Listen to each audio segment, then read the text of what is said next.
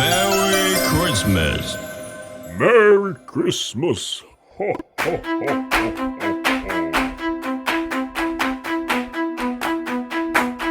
Hello guys, mag-start tayo sa vlog natin. Ngayon guys, makita nyo yung napaka-sad Christmas ngayon sa mga driver guys.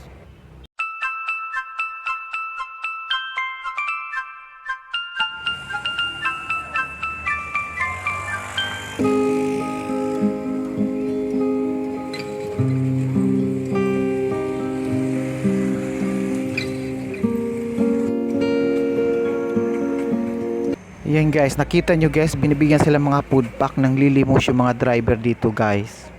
Nagmula nung March hanggang ngayong December, naglilimos pa rin sila. May dala-dala silang tabo dyan sa gilid ng kalsada kasi manghingi sila ng pamasko para makaano sa pamilya nila.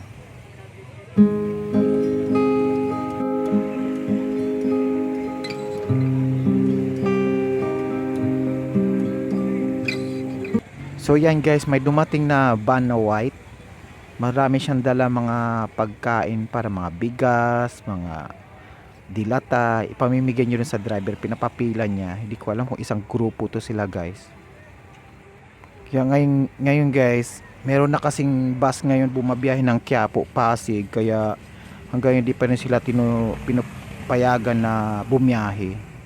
Alam nyo ba kanina umaga meron nga nagsusuntukan silang dalawa kasi may dumaan nagbigay ng 500 sa isang driver ng limos. Eh ngayon yung isa hindi nabigyan, nagsuntukan na lang silang dalawa.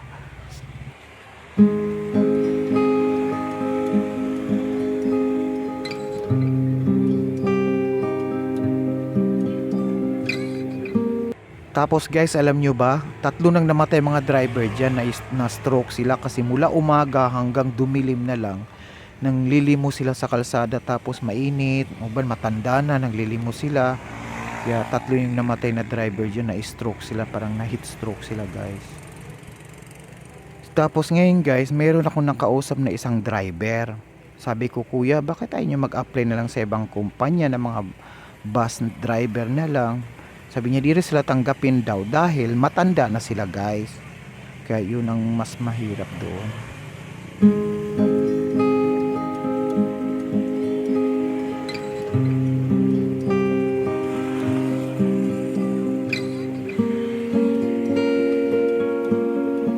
So yan guys, ang van namimigay pa rin, ang dami pa rin nakapila, ang dami pa rin binibigyan guys. Nakita niyo, di ba? Tapos guys, may nanglilimos diyan guys yung mga driver. Sa sobrang limos sila, gumigit na sa kalsada, muntik pa sila nasagasaan. Kaya delikado talaga kasi malaking highway kasi to guys, mabilis magpatakbo yung mga kotse, mga jeep, mga sasakyan.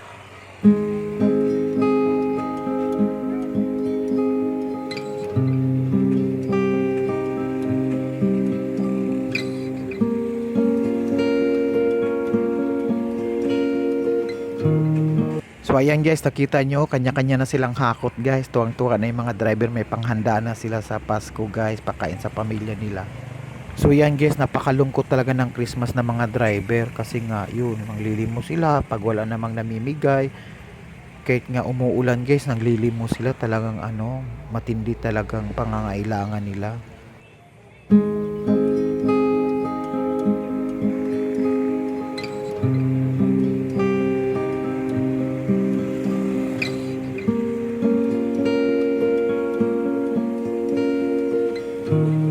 So yan guys, natapos na yung ban guys, nabigyan na lahat ng mga driver, wala na rin sila maibibigay. Kaya yung vice president ng mga driver nila, mga grupo nila guys ng driver, yun, nagpapaalam na rin sila.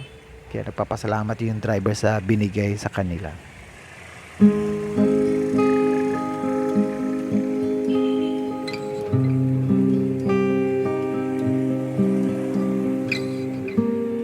So yan guys, umalis na yung van. Ngayon guys, meron na namang dumating. Ito namang bagong kotse dun sa gasoline station. Doon naman sila namimigyan ng mga regalo guys. Mga pagkain naman, ng mga food pack guys. Christmas na Christmas talagang, at least di sila nakalimutan yung mga driver guys.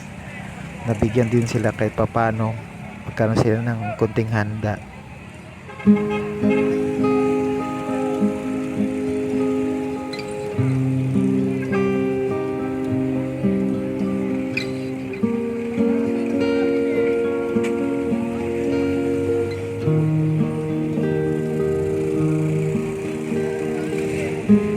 So ayan guys, tapos na yung kulay blue na kotse, wala na silang maibibigay. Tapos may dumating na naman isang blue kotse guys. Ito namigay na naman sila ng mga parehong kulay nga lang guys. Namigay naman sila ng pagkain sa mga naglilimos na driver guys. Christmas na Christmas guys. Shoutout pala tayo dyan guys sa Brunei guys kay Fernando Dan Katamura. At saka sa Saudi Arabia kay Efren Roy Sereno. At sa Spain guys sa Barcelona kay Julie Garciano. Guys pag ano naman pa-shoutout naman kayo, sabihin nyo lang shoutout guys. Shoutout ko kayo para may ma-shoutout naman ako guys. At sino gusto magpa-sub to sub dyan? Sub to sub tayo, comment lang sa baba.